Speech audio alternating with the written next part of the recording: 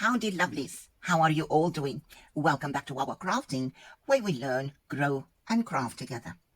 In this session today, we're starting our new series. We're going to make a steampunk journal with a twist. Now, sadly, I have to reveal the twist within the next couple of minutes, so there's not much of a suspense going on till the end of the series or anything of that sort. So, what are we going to do? I've got a box here that I had previously painted. It was, I think, the box of my tablet or something. I have had it for years now. It's been manhandled in the meantime. So today I'm going to just fix the paint job on it and revive that, and we're going to use this for our journal. In the journal, as we go on, we're going to do a few little things there. Now, I'm not going to disclose that yet, just so that there's some interest still left as we go on. As always, it will be very beginner friendly and it will be easy to follow instructions. As always, and I need to say this again, you can take the idea and make this your own. If I give you measurements, you do not have to stick with those. If you have a different idea that you want to try, please go ahead and do that.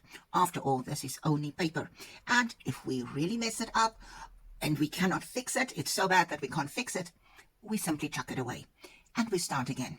And there's no such thing as making mistakes in junk journaling.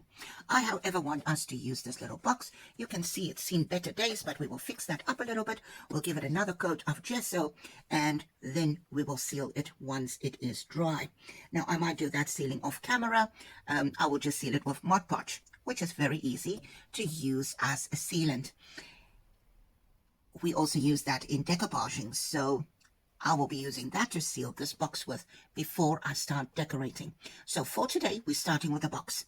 And like I said, the twist is we will be making the journal in this box. But I will show you through the process and you can follow along. So if you want to, you can take any type of box. You will then just adjust your measurements to your box. If you don't want to make it in the box, you can skip this step altogether. So I'm going to start with the replenishing of this layer of paint. For this, I am going to use black gesso, and I bought this at my local craft store. You can see there's not even a label on it. I can turn this around. There's no label on this. It's just black gesso, and just want to take the cap off. That keeps it from drying out.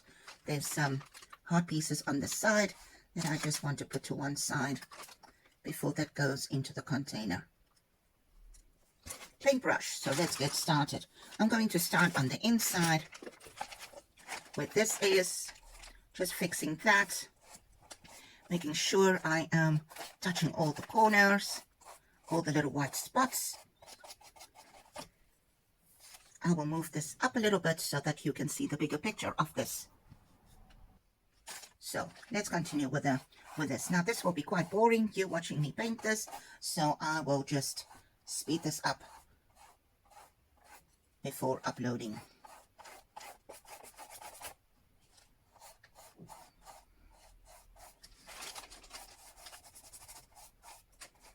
I have to tell you something. I had gone onto YouTube to upload videos, and this was quite a frustrating time for me, as I had battled to get it uploaded. It took me to upload a video for tomorrow night, which will be airing Wednesday. You will see this video by Friday, as I'm a little bit behind with my scheduling, but that's just my own schedule that I'm trying to stick to. However, when I was trying to add the one video to the playlist, it somehow went on to the subtitles, and I saw it said welcome to Walmart crafting, and I was like, how in the world does Walmart sound like Wawa crafting?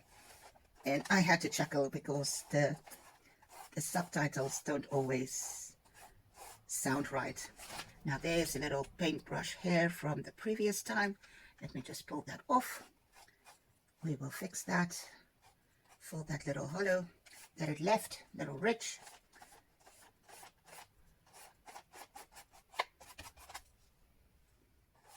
A bigger paintbrush would have probably been easier to work with, but with a bigger paintbrush I will not be able to get right into the corners. And I want to just make sure I get the paint everywhere. Gesso is one of those wonderful things that actually help you to cover and give a base coat on anything. You get it in white, you get it in black, and you get it in clear.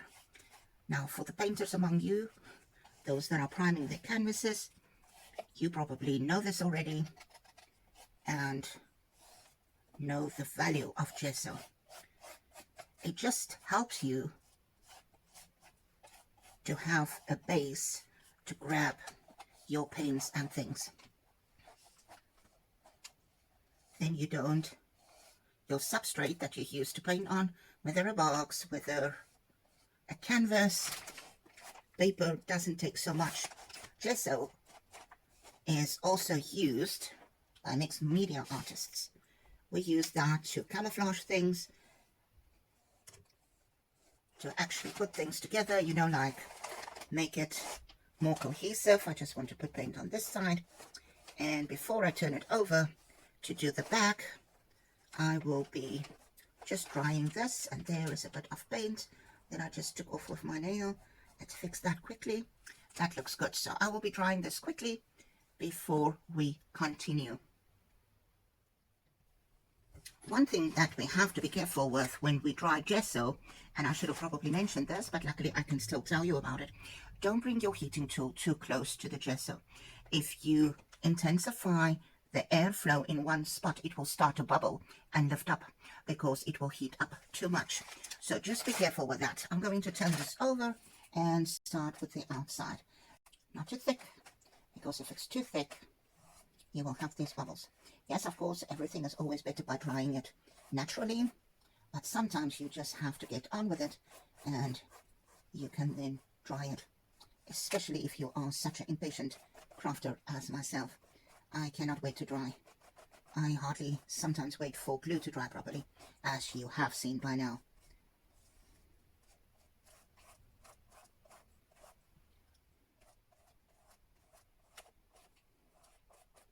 And the one side is done, the lid, now the box. I'll be using some Cogs with the paper or MDF, or even cut from chipboard.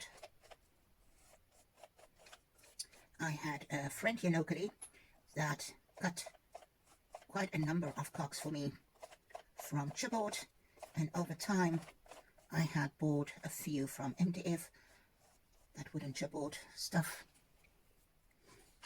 so I will be using that. So there we have this one. Just making sure I've got paint all over, and like I said, not too thick.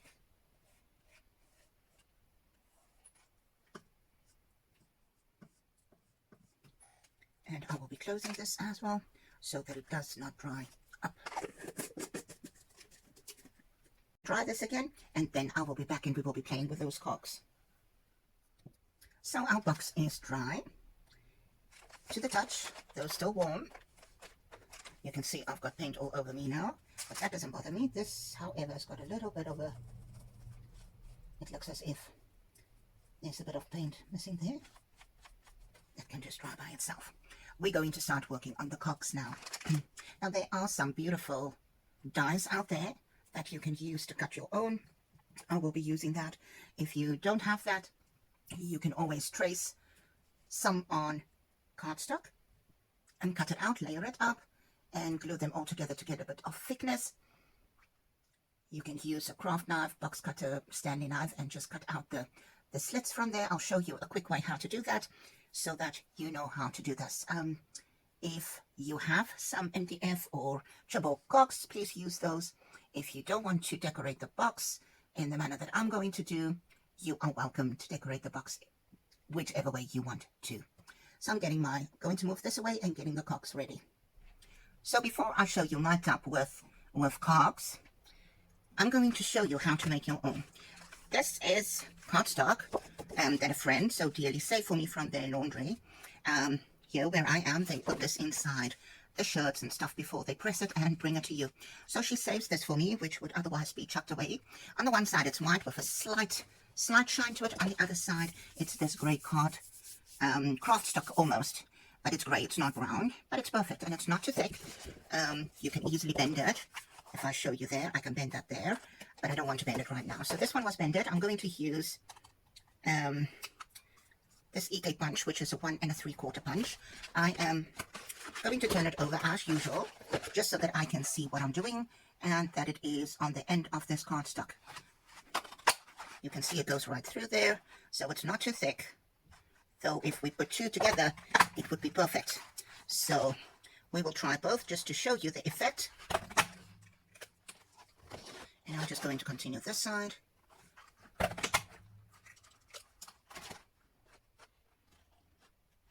Almost right at the end of that, or the edge of this cardstock. Again, repurposing things that would have otherwise been thrown away. And you can, once you start looking for things, you will find quite a lot, especially cereal boxes and like those type of things, soup mixers, little the sachets with a cup of soups are coming in. That could be a small journal, could be a little pocket. You can add that, just change it, alter it, add some cards for a friend in there.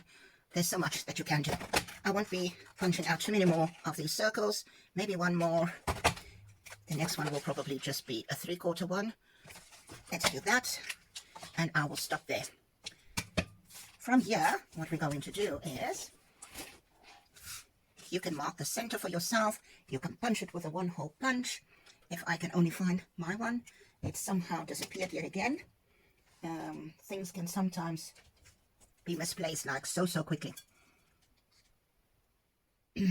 This one might be a little bit too big for the middle, but it's okay, we will do that in a second. So what will we do? Take a few of those. We need a ruler and a pencil, and you can decide now. If you line it up in the middle, you can sort of get the middle for yourself. Then you can draw lines, quarter way, halfway, then quarter. I don't want to move this now. Then again there, and to the other side. You've got that now. For the next step, you can take something that will be smaller. This one is just too big. You will find something in your room. Let's do this one. Is that more or less right around? Just going to adjust it more or less. You can use a compass if you've got one. I know I should have one somewhere here, but to go look for it now would be a goose chase. And then maybe something even smaller than that. That would be perfect. And trace that circle too. Now what you can do now is you can actually cut out the middle, more or less like that, and then we're going to cut these parts out. Not all of them, just some of them. So for that we need a box cutter, craft knife, standing knife, call it what you want. And you can decide which part you want to cut out. I don't want to cut all the way, otherwise this will just crumple up. It will take you time, but you can make your own cogs if you do not have a die cutting machine. Going to just cut there, and again at the bottom, and then on this side, and you can pop it right out. So you can continue with that and then make your own cogs. Yes, each one will look different because it's not made with a machine, but there's always beauty in imperfection. I just want to show you that it is possible. Yes, you would have quite the time to cut these out, as it will be time consuming, but it is not impossible to make your own. We're halfway there. Like I said, it won't be perfect because it's handmade, but it can still work for you to decorate. your project with. Alternatively, you can go look for pictures on the internet and simply just cut that out and glue it on top of your, why did I not cut it like that? It should be with a curve. Let's just connect that edges to there. Right, there we have it. And the second last one.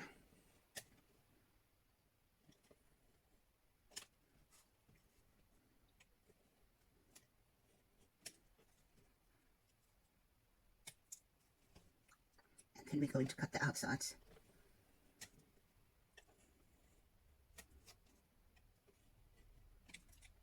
I will not be using this. I will be using my stash. Now with this, I'm just going to knock this in half, each little thing, so that we can cut that out. Can you cut parts of it with a scissor? Yes, you can. Let me show you as we're just going to make slits in the middle, not cutting the whole thing.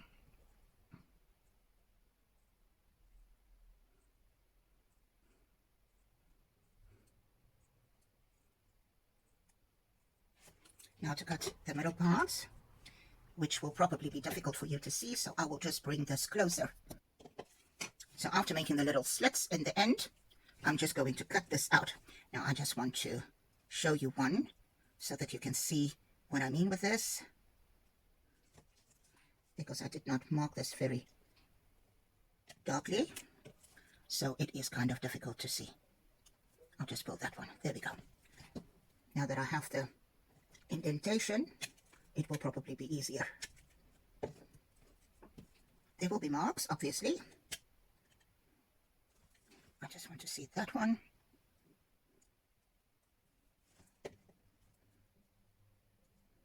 Oh, you're right, I didn't cut it even.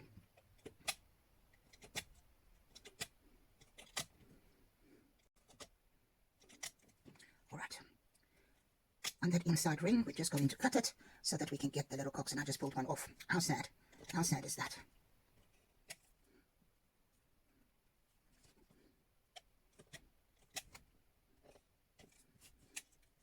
There we have it. We can see it better now.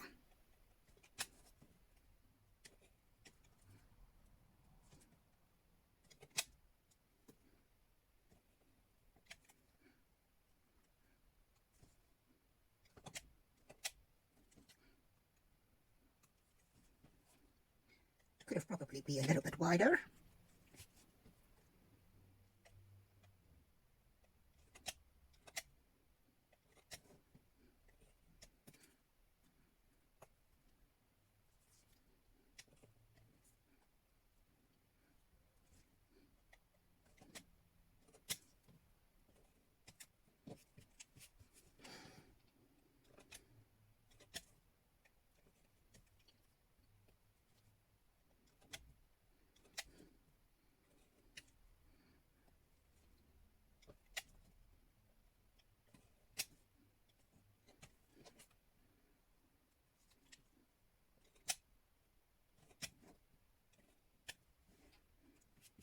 And there we have that one.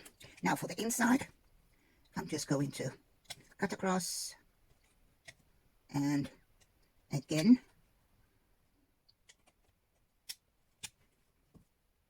just be careful not to tear this. I'm going to push my pencil through this now, just to get that to the back.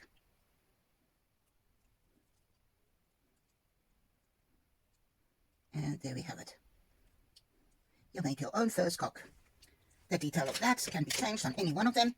I, however, will be continuing with that. I will be using that one in my project though, just so that you can see we can actually use it. So, glue to one side, glossing powder that I used, bunch, out of the way, Stanley knife closed, and then I'm going to show you how I color my cogs for my project. For this, we are going to use some bicarbonate of soda. If you do not have the products that I will show you in a second, you can then use bicarb of soda. Why bicarb of soda? Just to give some texture to the cogs. I've got a few that are painted with what I am using. I will pull them out. These are already painted. I will just use this cardstock that we just punched out from, just so that you can see it better. It's got this texture to it. I'll bring it closer to the camera so you can see that rich texture on it. Now this is just with rust, and the texture on there is from this paint. The paint is two parts. It's got the dark brown, and then it's got this rust color. Both of them are rust, and rust, they call it oxido in other languages, rust. It's from FolkArt, and it is painted finishes. You get it in concrete and moss, and then there's rust. So there's the products. Again, I'm not affiliated with them. It's just products that I am using. So we're going to use that. I also have another one, which is from, it's English Red Oxide. It's DecoArt Traditions, and it's artist acrylic, but it is this beautiful rust color, which is similar to what I already have. And then I'm going to show you how to do your own. If you don't have this, you can use, and this is why I grabbed this acrylic paint. I want to just show you. Again, I'm going to just fold that plastic closer so that I can protect my work surface. Sorry, it will make a noise, a little bit of a noise. I will use one of these just to show you, maybe a smaller one. Let's do this one first. So if you don't have the FolkArt Painted Finishes products to use, you can do your own. What are we going to do with this? Simple, easy. Some glue. Put some glue on the cogs. I'll grab a paintbrush just now, just to smear this everywhere. The same one we used earlier, that is washed. Just put some on there. And then I've got already some bicarb here. You can see the little lumps in it. I'll just get that out. You know that it goes lumpy sometimes. This is Arm & Hammer, I think it is. I can go check for you, but there we have it. And then, when this is almost dry, you simply dip it in there, and you can take it out. And you will leave this, shake off the excess, and you can leave that to dry. If you want to, you want more lumps. I know this so full well, I should wait for this to dry before I add more glue to it, because this will just come right off. It won't stick to that yet. See, it's pulling it right off. I know so full well that that will just not work. I know it very well, so I don't know why I'm even trying. I'm going to grab another one just to show you. You can do this with a bigger one. Let's do this one. Same thing, while that is drying, we will add some more. And now there's some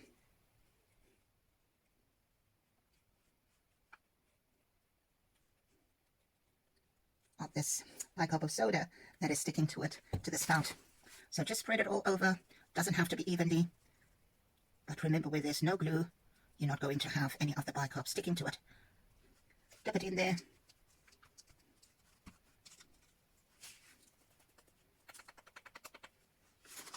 And we will paint that later, and you will see that it's got this beautiful texture on it. This will still not stick. Just taking that bits that have glue on it and trying to stick it on here for more texture, squeezing it onto there. This will take a little bit to dry. I normally dry mine overnight.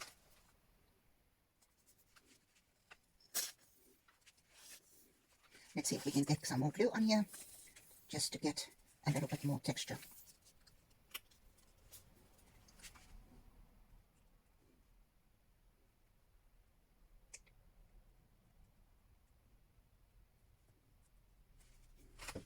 And now I'm not going to dip it in, I'm just going to sprinkle this over that. I don't want to smear it off. So, there we have it. And now don't worry, I don't ever put this back into the cupboard for food quality. I leave it in my craft room, so I have this separate from the usage of the household. Let's try another one. Smaller one. This is made from just thin cardstock. It's not even chipboard. I just want to show you that you can do this without having the specific stuff. As I go on, it will get progressively more challenging to show you things without using proper tools. I just want to smear this a little bit so that we can get some even coverage. Not that I'm worried about that, but just to have glue everywhere and not just those raised blobs of glue. Again, dip it in there, and we will shake off the excess. And there we have that one. So I'm going to move the bicarb out of the way. You get the idea. This is literally just bicarb. You can see the little lumps in there. And this is why I keep this, because this is for play in the craft room. Right. Now, for this, I'm going to start slowly. It is dark. It starts off dark, and you can add more with a rusty color. While this is drying, I'm going to just show you that product. And then I'll show you with the acrylic paint on top of this. So let's do a few big ones. I at least have a few that I could use already, so I'm not going to do too many. Let's get a few small ones. Oh, I've got a key also in there. It shouldn't be in there, but they have it in there. There's a wooden one from wood, some chipboard ones, so let's get started. I just want to close the glue. When you start using mixed media for your projects, you will see that you start to really think outside the box. Every and anything would potentially be something that you can use for a project. Now this one, it's quite thick. It really is a thick consistency. Yes, it should look like that because you're going to paint this.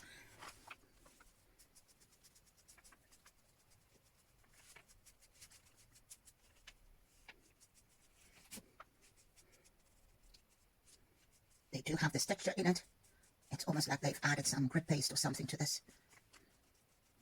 There are so many ways that you can add texture to projects. I want a little bit of that texture on there. This one is sitting in between now. So you just distribute this as you please on you. And this can dry. They actually dry so quickly. Oops, I've got it onto the other one now. Just want to move that one out of the way. Let's do the other big one. The bigger ones really take some time. Yes, you can put it down, but I find that a lot of the product then sits on the plastic bag.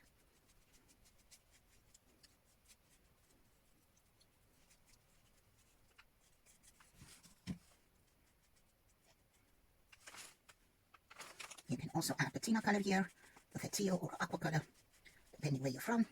Jade, same type of color. Right, then let's do this one before we move to the next. But I will be picking that texture up in a little while and add here so this can dry.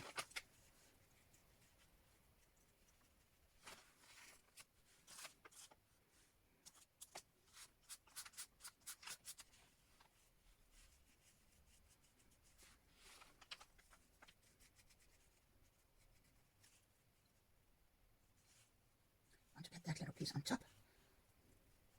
There we go. Add another piece there. And once it's dry, you'll see that that is then stuck on the little cogs. I just love this product. Mine is probably already drying out. We will also paint some in metallic. Now this one has got some that's going through. I don't want that to be too thick in there.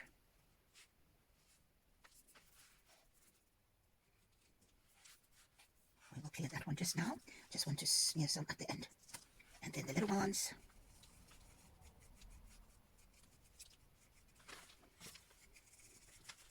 The little ones really go faster than the bigger ones. Here we just get the color, the brown.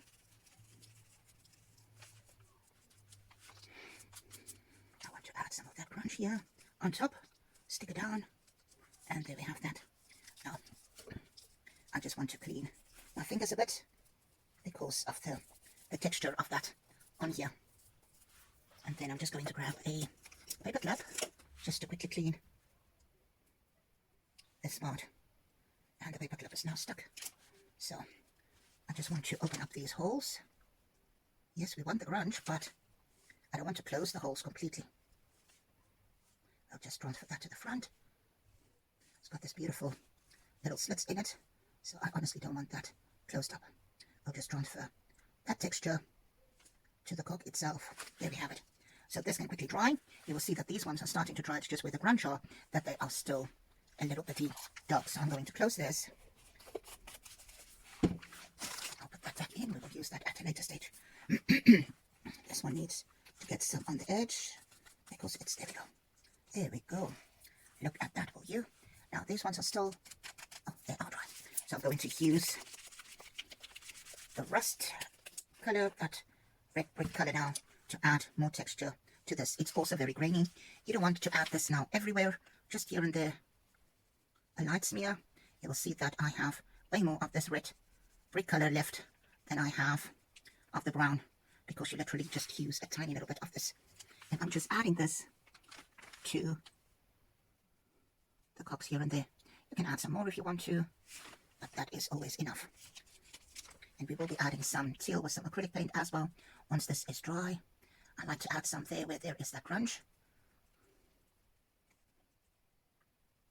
And there you can see the beautiful color. I will just tilt it in the light so you can see it much better. I beg your pardon. Oh, that's way too much. And I didn't clean the brush in between, so they will be dark brown in here.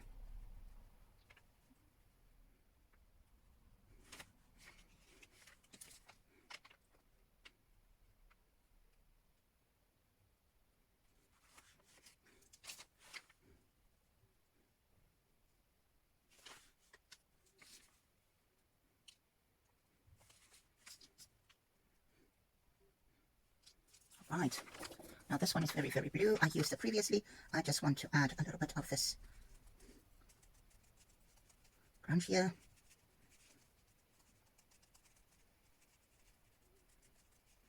And we will fix it a bit with some brown later on.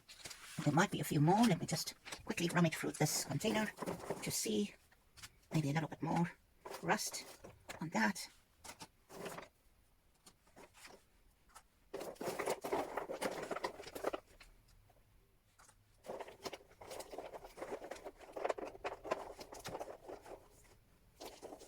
This was a flower that I used before, which is obviously orange, but I'm going to just add some of this rust on top. It was done with acrylic paint before. Look at the mess I'm making. I'm just going to add that. That will also be a treasure to incorporate in this project. And I want to just add a little bit more to this.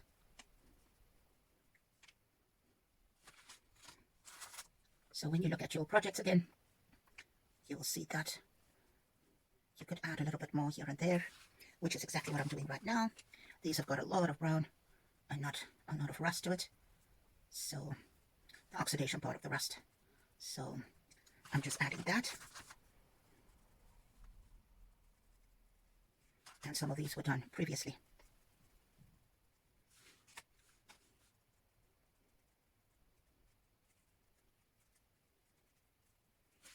And as you can see, I just step it here and there. Just want to move that tiny one out of the way so that they can have space to dry. Some of these would already be dry. Just stepping this on.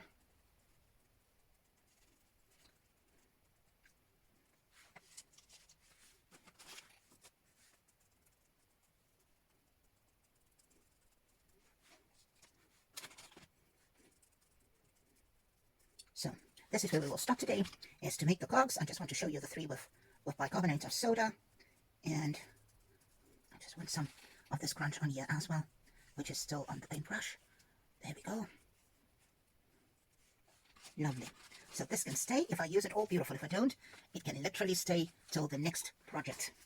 I just want to wipe the lid that I have soiled so much, otherwise it sticks and you can't get the bottle open again.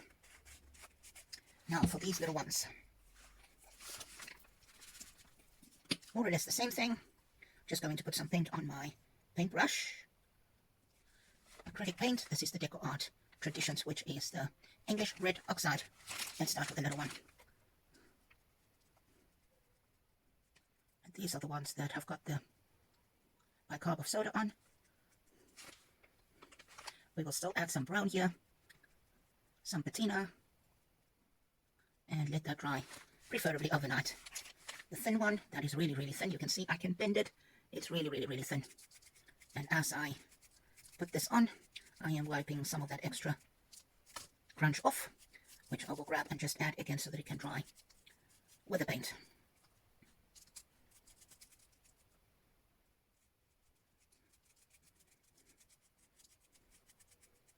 There will be some of the whites shining through, but once it's dry, we will then add some dark brown acrylic paint to it, and we will do that with our fingers. And then the last one, we need some more paint on here.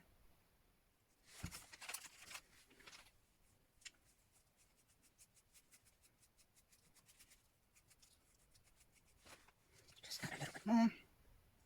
Because of the texture, it actually uses a lot of paint. So don't be alarmed if you find that your paintbrush doesn't have sufficient paint on it. It's just the nature of the texture. And there we have that. I just need to add some more. You will find there will be parts that are showing through. That is fine, absolutely fine. We will add some more grunge to this with some dark brown acrylic paint. And there we have it. I would love to show you this texture of these little ones.